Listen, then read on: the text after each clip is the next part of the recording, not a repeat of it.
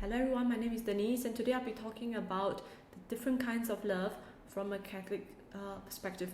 So mainly I'll be referring to this book by Pope John Paul II, Love and Responsibility. Okay, so let me just jump right into it. So there are many different terms that can be used to define love. I prepared something but my printer's not working, so I have to show it to you like this, not very IT savvy, but these are 5 different words, lexicon, that you can use to describe love. So I'm going to dive right into the first one, which is Carnal Concupiscence, okay? That has to do with sensuality. So when you see a person of the opposite sex, then you have an arouser of interest. It means you're just interested. Maybe you're awakening around 15, 14 years old, near puberty. You have a sexual awakening. So it is like you're starting to turn on your senses to be aware of the sexuality of the people around you. That is not lust. Okay, that's not L-U-S-T, lust. But next step, it progresses to this thing called sensual concupiscence and carnal desire. That is when it crosses the line to lust. So the first one is aware of the interest, but concupiscence always has this element of seeking out an outlet to vent that interest. So Thomas Aquinas talks about 2 kinds of emotions. The first kind of emotions are desire. So like can be very thirsty or very hungry. So that is a desire. The other kind is tied to an impulse to act, like anger. Anger will have this impulse to act, right? To get into a fight, to scold somebody, to vent your anger. So when it comes to concupiscence, it's a bit of both. You've got a very strong desire, like a thirst, and then an impulse to act, to find an outlet.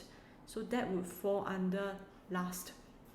Okay, next we have this term called sensuality. Sensuality pertains to desire, to sensations. It mostly talks about this body, our body that we inhabit, and the desires that it has. So most of the time we talk about it like a very base kind of thing. You look at a person and you desire him or her for the body and for the sex and the pleasure that can come out of it. You start looking at the person as if the person is like a for want of a better word, like a hamburger. It looks delicious, I want to eat it, and then I will feel relief afterwards. So this sensuality, this concupiscence, one of the hallmark of it is that let me quote, to use the person as an outlet. As soon as it achieves its ends, its attitude to the object changes completely. All interest in it disappears until desire is aroused again. That's from page 149. So it has an element of using that person in a very utilitarian way, like a consumer. Okay, so over here I have a picture of a consumer, right? Go shopping. So you go out and you find somebody whose body can be used for your pleasure. So at this point, let me just have a digression to talk about the use of pornography. So sometimes when people like shop for the pornography online, this is a girl that I sort of like. So they use this woman's body by watching her on the pornography to masturbate and acquire a sense of pleasure afterwards, right? And of relief. So you might think that, okay, watching porn and masturbation is harmless, but it's not, because it hones this concupiscence, this lust, this using of people to fulfill your pleasure and not liking them as a whole. Okay, next up, I'm talking about this thing called sentimentality. Okay, sentimentality has a lot to do with feelings. It's different from sensuality. Okay, sensuality is like more to do with the body. Sentimentality has got to do with emotions. So now I'm talking about the third one. We went through 3 of these, now we're at the third one. Sentimentality talks about emotions. So to put it simply, in the past, right, but not so much now, women tend to be called more sentimental, men are more sensual, but that's not always the case. Sentimentality and sensuality can come together. So okay, let's put it bluntly. A man who goes and visits multiple prostitutes but he has no emotions or connections with them, they can be like they can have a terrible accident or fall sick and he will not bother or have a pinch of sympathy for them because he was always just using them for their body and for sex. But sentimentality involves a form of like, I care about you. Okay, so just let me quote from this book as well about sentimentality. Okay, this pertains to sentimental love. By emotion and the idealization of man by woman and woman by man, to which it gives rise, may help greatly in the formation of the virtue of chastity. Forward. Love in this version will be primarily a matter for the body and governed by concupiscence, though it may be enriched by a lyricism deriving from sentiment. It should be added that sentiment, which is not reinforced by virtue but left to its own resources with the mighty forces of concupiscence behind it, is most likely to be reduced to that role. Okay, lyricism is about imagining what love is, so it's a matter of using art and imagination to have artistic expression of what love is, but not really love. Okay, so in the sense that okay, I think the best example I can think about right now is Fyodor Dostoevsky's book, The Brothers Karamazov, which is one character that I really don't like, called Fyodor Karamazov. He's I think about 60-year-old man. He's very, very sensual man, but he's not only sensual, he's sentimental at the same time. He's very emotional and very sensual. So you cannot imagine him as a man who just randomly sleeps with prostitutes and is over and done with. He actually has some sentiment to him, which makes it all the more grotesque. It's as if like the pleasure derived from sensuality is not enough for him. He's trying to couple it down with sentimentality. So both becomes a very grotesque match, and none of them is what true love is. Okay, you might say, why am I so critical to Fyodor? Okay, let me just give you a more thorough background.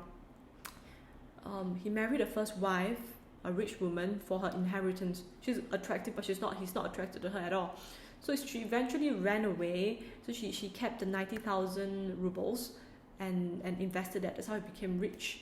So after she ran away with a cleric and died somewhere in Paris. He started to have lots of women, like orgies in his family, at his family home. And when he realized that she died, he was sad. He went out on the streets and cried in a very sentimental way. Okay, next up, he went to another town to visit.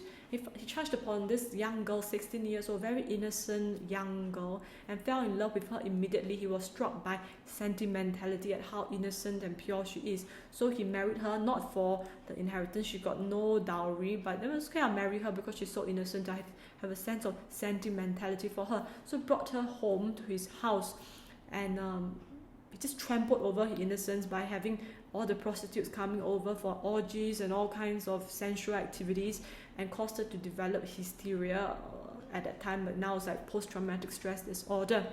So this wife of him, the second wife, this young girl, gave birth to 2 children and eventually died.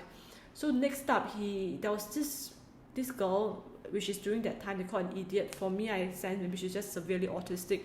So she's roaming the streets wearing nothing but a frock, a white dress. She's 20 years old. She doesn't even look very beautiful, but she was severely autistic. Her father, who's alcoholic, often beats her up. So everyone in town are very nice. They give her food, try to give her other clothing and all that. So one day when Fyodor with a bunch of his drinking buddies walked past her, they just talked about it. Can anybody ever fall in love or have any sexual desire for some creature like that? So they just, nah, impossible. But the problem is Fyodor acted on it. He went to find her, seduce her, and eventually she got pregnant with a child. So the townspeople said, who is the bastard who took advantage of that? Our town idiot. It is Fyodor, okay? So from her, she gave birth to the 4th son, who is his illegitimate son. So that is what I'm talking about. This Fyodor is so despicable. He will just flirt and take advantage of anybody he can. So he is a combination of sensuality and sentimentality. Eventually, as I'm still reading the book, he falls in love with the same woman, Guneshka, same woman as his eldest son, Dmitry, and they fought. And I think that eventually led to his murder. So you see, playing with women and sentimentality can really be a very dangerous hobby. Okay, next up. Sorry for the distraction. Okay, talk about continence and chastity, the 4th term in this box. Continence and Chastity, this one, the orange one, okay? Don't know if you can see it. The orange one, okay. Continence is a one-off thing. Like I have a strong sexual impulse, but I choose not to release it. That's continence. If you practice it for over a long time, you develop the virtue of chastity, okay? So they are similar, but they are different, okay?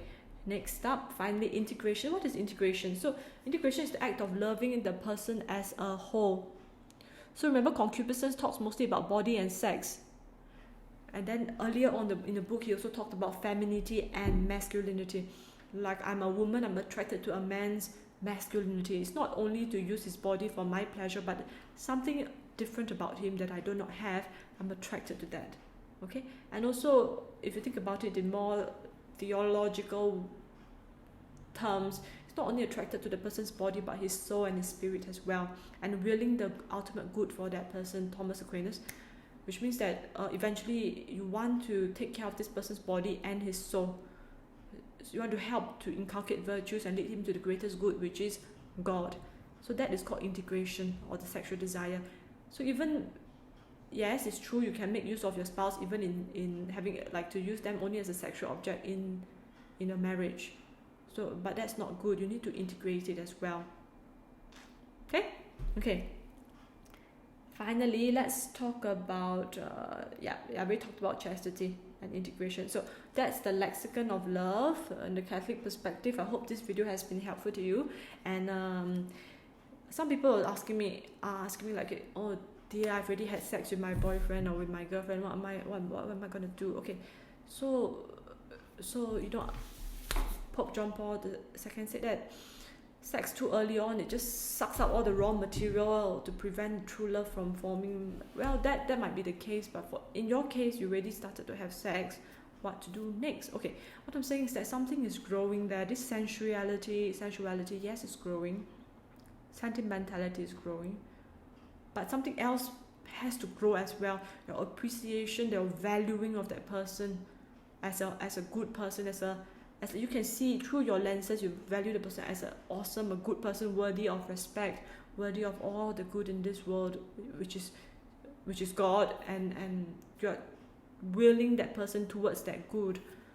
So that will purify your love. So it has to grow as well, two-pronged. Of course, if it's possible to shut that down to secondary chastity, secondary virginity, that's what people call it, that'd be awesome as well. But don't only indulge and just use that person and let the person use you for their sexual concupiscence, because then it's all reduced to sensuality or maybe even sentimentality, but all that just boils down to nothingness in the end, to a whole lot of mess, in fact. And also breeding a whole lifetime of vice, which means that even if you ever do get married, then you'll still be very prone to having adultery and having affairs, because you're always on the lookout for someone else, another beautiful body that you can use to satisfy your sexual urges. Okay, so that's the end of today's video. I hope you found it helpful. If you did, kindly press like, subscribe and share with your friends. Thank you and God bless.